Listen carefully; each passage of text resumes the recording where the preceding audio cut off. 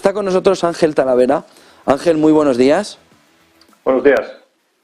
Decisión del Banco Central Europeo en la jornada de ayer, 0,50 puntos básicos, salida de los tres mosqueteros, como se le dice en Estados Unidos esta noche, Citi, JP Morgan y el Tesoro.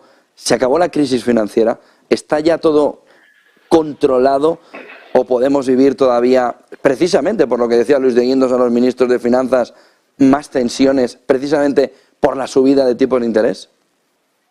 Bueno, yo no creo que nadie pueda declarar definitivamente de que las tensiones se van a acabar. Obviamente hay mucho nerviosismo en el mercado y, como comentas, los datos de liquidez de los bancos que han pedido a la FED en Estados Unidos dan una idea de que realmente sí hay necesidad. Yo creo que lo que diría es que la gran diferencia de esta crisis con la anterior es que los bancos centrales obviamente se han dado cuenta, o ahora son muy conscientes, de que una reacción rápida y contundente muchas veces es lo que actúa como cortafuegos efectivo para atajar estos problemas.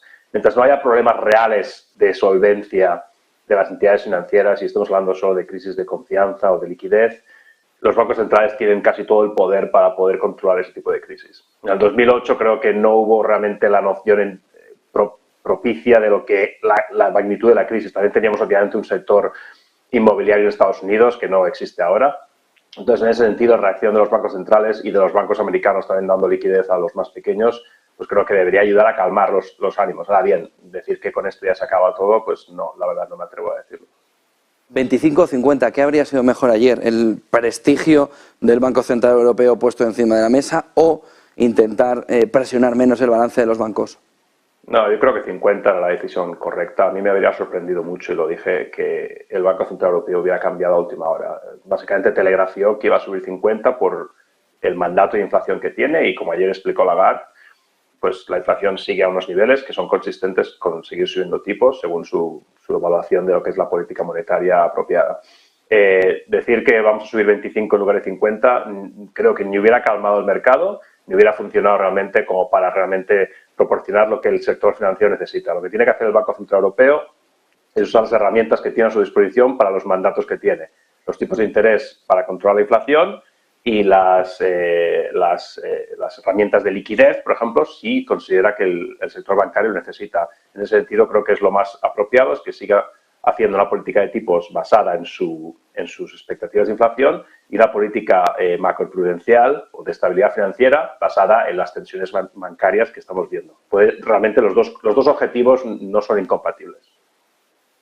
En uno de tus tweets recientes ponías que no era nada halagüeña, ¿no? En un gráfico que además vamos a ver ahora cuando vayas contestando, por si crees, va a estar en paralelo a ti, decías que los antecedentes históricos no eran nada halagüeños a la hora de esperar una caída significativa de los precios, sobre todo en comidas y bebidas, ¿no? Como estaba jugando esa partida.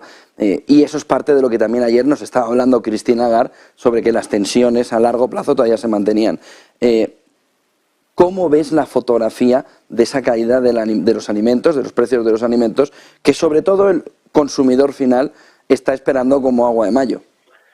Bueno, yo lo que dije en el tweet, tampoco hice un análisis muy detallado, simplemente es ver el patrón histórico de los precios de los alimentos. Los precios en general, no de los alimentos, pero de todo, generalmente tiene una tendencia natural al alza, ¿no? Cuando hablamos de inflación al 2%, eso significa que los precios suben cada año un 2%. Por lo tanto, lo normal, esperable en cualquier economía es que los precios suban de manera gradual.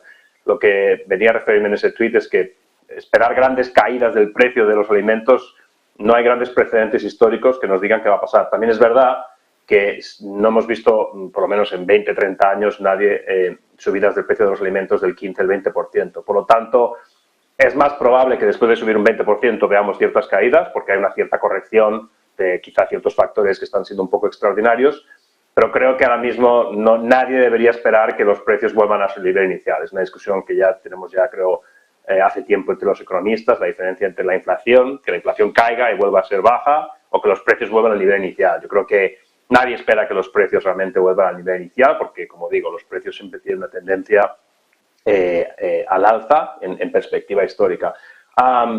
¿Cuánto van a caer los precios de la comida o cuánto va a tardar? La verdad, es la gran pregunta que nos hacemos todos. Con la energía fue el año pasado, la energía de hecho empezó a caer quizá en un momento más rápido de lo que algunos pensaban.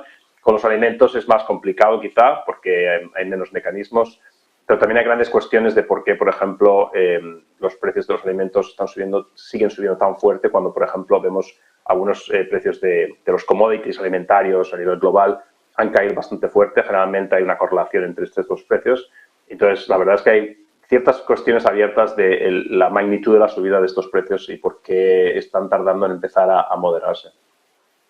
Dice Villeroy a estas horas que la inflación cree en la zona euro que estará a fin de año en el 3%, que podría estar a fin de año en el 3%. Ayer redujo no la subyacente, sino la general, el Banco Central Europeo un 1%.